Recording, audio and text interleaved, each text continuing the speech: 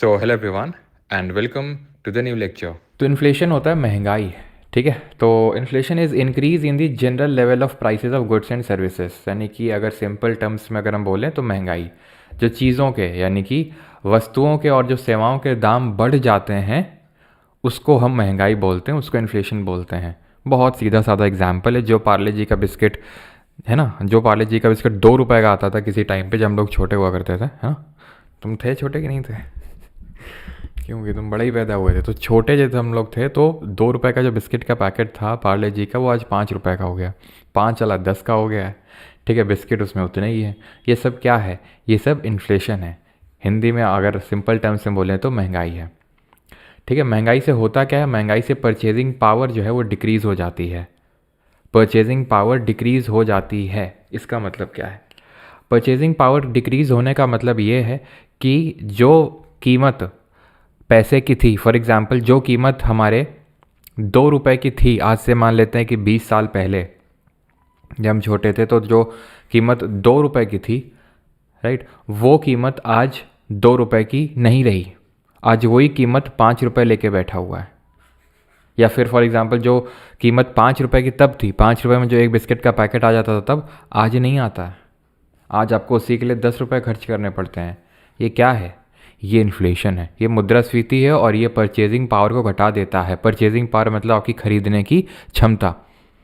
किसकी खरीदने की क्षमता? एक्चुअल में ये जो मनी है इसकी परचेजिंग पावर डिक्रीज हो रही है।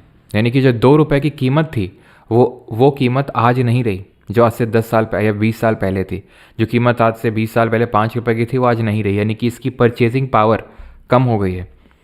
10 रुपए में जितनी चीज़ें पहले आ जाती थी आज से 20 साल पहले, आज उतनी चीज़ें 10 रुपए में नहीं आती हैं। परचेजिंग पावर घट गया है। इन्फ्लेशन के टाइम पे डेटर या फिर बोरोवर ये बेनिफिट करता है मोर देन द लेंडर।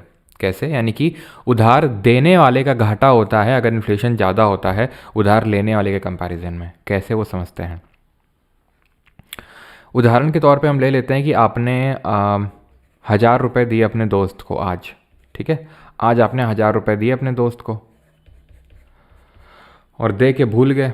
आज से 10 साल बाद आपको याद आई कि आपने इसको अपने दोस्त को 1000 रुपये भी दे के रखे थे, आपने वापस मांगे, उसने दे दिए 1000 रुपये।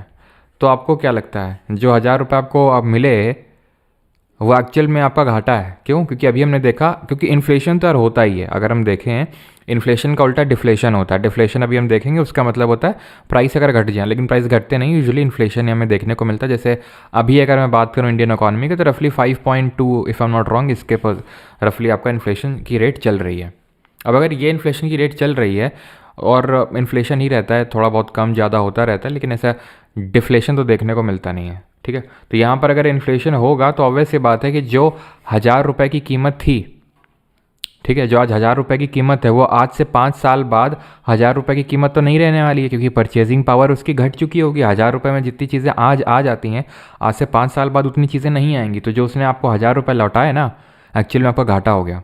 कायदे से आपको इसमें इन्फ्लेशन अकाउंट करके लेना होगा कि भाई 5.2% का इन्फ्लेशन था, तो उस हिसाब से भाई तुम्हारा इतना हुआ। जितना भी मान लेते हैं मान लेते हैं कि भाई आपको हर साल, जैसे कि मान लो 5 साल के लिए आपने ले रखा था, ठीक है, तो आपको 1250 रुपये देने पड़ेंगे।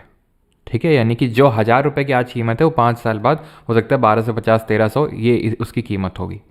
तो अगर आपको वो उतना ही लौट आ रहा है तो इस केस में क्या है कि आपका घाटा है। यानी डेटर या जो बोरोवर होता है उसको बेनिफिट होता है, जो पैसा लेता है, जो देता है उसको नुकसान हो जाता है अगर बहुत इन्फ्लेशन की रेट बीच में बढ़ गई। अगर मान लो कि अभी डिसाइड होता है कि यार देखो 5.2% है, इसके हिसाब से इसी इंटरेस्ट रेट से आप तुम हमें पैसा दोगे, ठीक है, इस इंटरेस्ट रेट से, बीच में पता चला कि इन्फ्लेशन की रेट बहुत बढ़ गई, तो किसका घाटा हो जाएगा? जिसने पैसा दिया है उसका। ठीक, अब आते हैं डिसइन्फ्लेशन क्या होता है। तो आप में से कुछ लोगों को प्राइमा फेसी या देख के वर्ड लग सकता है डिसइन्फ्लेशन मतलब कि इन्फ्लेशन का उल्टा। गलत है। इन्फ्लेशन का उल्टा होता है deflation, opposite of inflation. Fall in general level of prices की मतलब एकदम उल्टा, कि जो चीज़ जितना आप 10 रुपये में आज से 10 साल पहले खरीद पा रहे, तो उससे ज़्यादा आप आज खरीद पा रहे हो, उसको डिफ्लेशन बोलते हैं, जो जनरली हमें देखने को मिलता नहीं है ना। डिफ्लेशन का मतलब वही सिंपल। अब हर चीज़ उल्टी हो जाएगी कि डिफ्लेशन में कौन बेनिफिट? डिफ्लेशन में परचेसिंग पावर बढ़ेगी, घटेगी नहीं। डिफ्लेशन में जो लेंडर यानी जो पैसा दे रहा है उसका बेनिफिट होगा डेटर के कंपैरिजन में। तो सब कुछ उल्टा है, इसमें आई थिंक कुछ अलग से बताने की आपको ज़रूरत है नहीं।